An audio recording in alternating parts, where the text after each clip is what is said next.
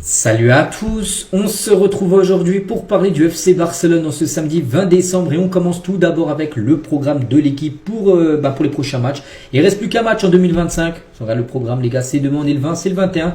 Demain, 16h15, le coup d'envoi du côté de la Ceramica. La Ceramica, c'est le nom du stade de Villarreal. N'oubliez pas que Villarreal est 3e de Liga, le Barça est 1er.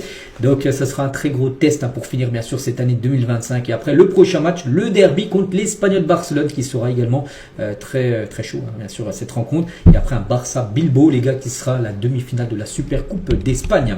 On continue, on va parler des unes aujourd'hui. Donc, sport et Mundo Deportivo. Tout d'abord, sport, les gars. Ça parle de Pedri, les gars. Nous devons prendre soin de Pedri. Qu'est-ce qui se passe avec la pépite du milieu de terrain, le crack Pedri, les gars? Et Pedri, les gars, ménage à l'entraînement au Barça.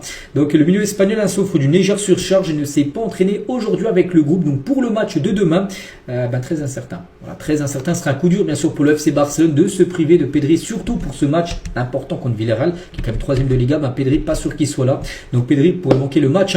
Il y a de grands doutes. Il pourrait être inclus dans la liste. Il pourrait être présent dans le groupe, mais en commençant sur le banc. Voilà, donc après, tout dépend s'il pourrait rentrer en cours de jeu, si ça peut le faire ou pas. Mais voilà, donc demain, les gars, des chances qu'on ne le voit pas démarrer dans le 11, et même peut-être, ça se peut aussi qu'on ne le voit pas du tout.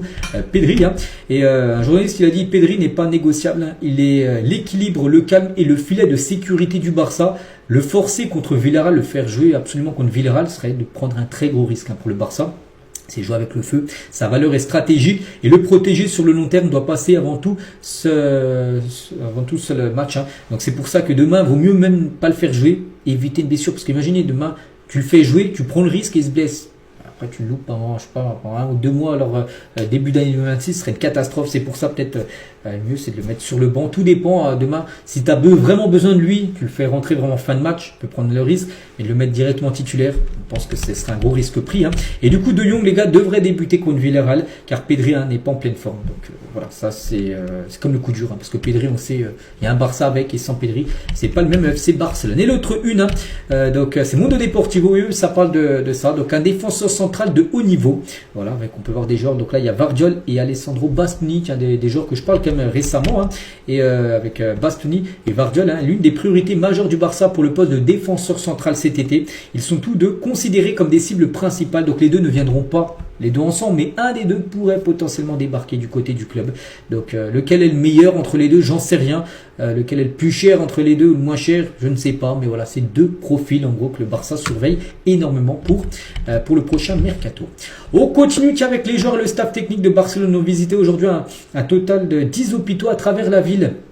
Et ça fait plaisir bien sûr pour les jeunes supporters, enfin pour les Suisses, des supporters du Barça. Il y en a qui sont malades à l'hôpital. Tiens, là on peut voir par exemple Eric Garcia avec Pedri.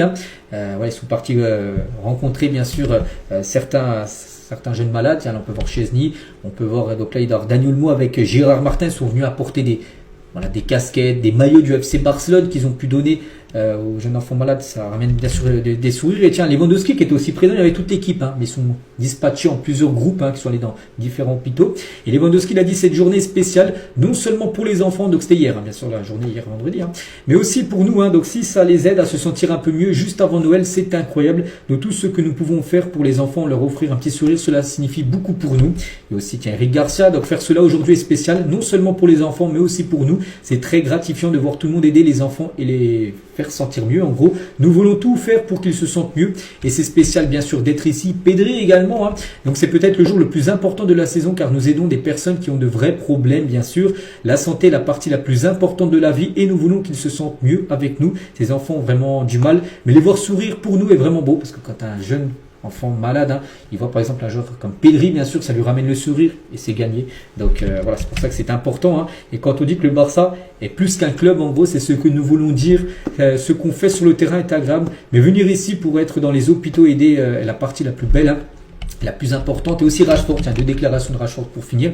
Donc je suis très heureux que le club fasse cela. Voilà, ce genre d'action, on va dire, car certains de ces enfants sont dans des situations très difficiles. Une visite comme celle-ci, un jour comme celui-ci, quand nous laissons les cadeaux, on voit leur sourire. En gros, les enfants se souviendront de ce moment et leur donneront de la force. Donc voilà en gros, voilà ce qui a pu être dit. Et ça c'est beau. Donc là, il y a eu quelques joueurs qui ont été des autres aussi, bien sûr, qui sont allés. En tout, il y a eu 10 hôpitaux, ils ont parti donner des cadeaux, bien sûr, les joueurs du Barça. Et tiens, toujours avec Rashford, donc là, c'était plutôt hier soir, on a pu voir, après avoir visité certains hôpitaux plutôt, de Cronier, Bardi et Rashford sont au Palo Blaugrana pour regarder l'équipe de basket du Barça. Hier soir, il y avait un match. Je crois en plus qu'ils ont gagné. Je peux voir rapidement le résultat tout à l'heure. Et ils étaient présents. Rashford et le joueur suédois. On continue. On va parler de Lamine Yamal. Et depuis son retour de pubalgie, ça va mieux. On sait qu'à un moment, là, il y a à peu près 2 mois, il a eu un problème à pubalgie. Il pouvait jouer, mais ça génère l'impression que ça a disparu, cette pubalgie. Tant mieux. Et ben Lamine Yamal a joué les 8 derniers matchs de Barcelone depuis ses problèmes de pubalgie. Il a aussi joué presque toutes les minutes possibles. Sur 720 minutes possibles, il en a joué 717. C'est énorme. Soit 99,5% des minutes jouées. Donc voilà, attention, pas trop le faire jouer parce que vous savez, quand un joueur joue beaucoup, ce qui se passe, il y a souvent des blessures. Bon là, on espère qu'aujourd'hui, demain, ça aille bien. Après, il y a la trêve. C'est ça qu'il y a la trêve de 10 jours. Donc c'est pour ça qu'il pourra se reposer, bien sûr, Lamine Yamal. Et toujours avec Lamine, qui est un jeune joueur de Saint-Andreu pendant la Tic Tac Cup. C'était une compétition bien sûr avec des jeunes. Il s'appelle Nico Garrido, ce jeune.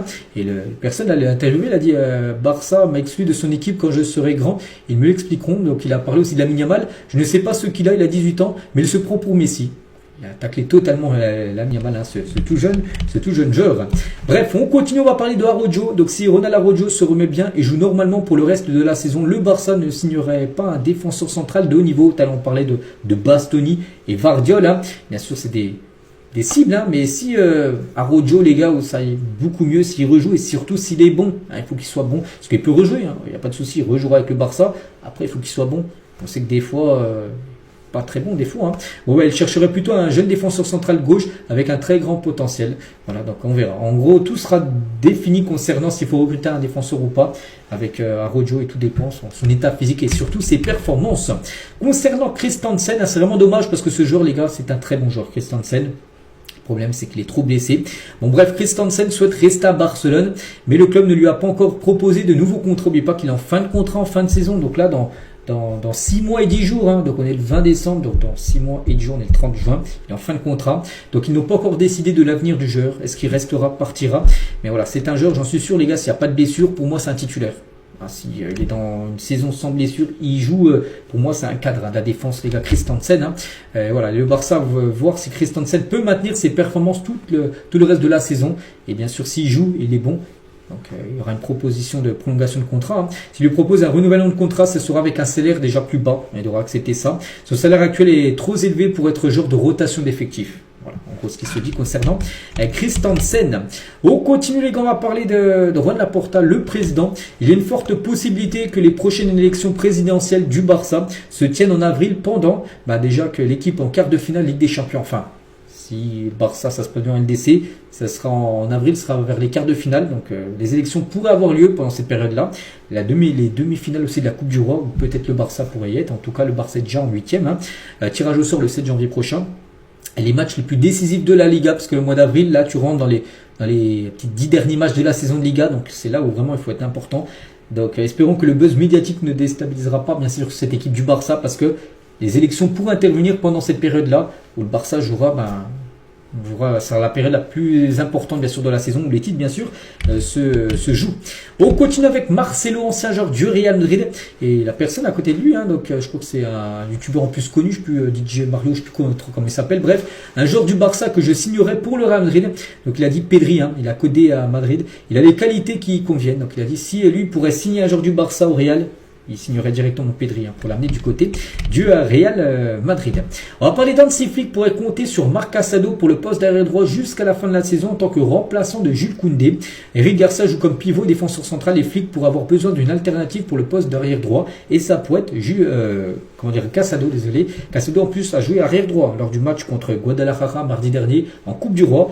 Et c'est un poste qui pourrait de nouveau utiliser. Si Koundé, je sais pas, il est suspendu ou blessé, ça pourrait être Marc Casado, désolé, le défenseur droit par intérim du côté du FC Barcelone. On finit avec ça aujourd'hui. Donc voilà les gars ce qu'il y avait à dire. J'espère que ça vous a plu. On se retrouve demain dimanche bien sûr pour le prochain numéro. Je vous souhaite une très bonne journée et à demain.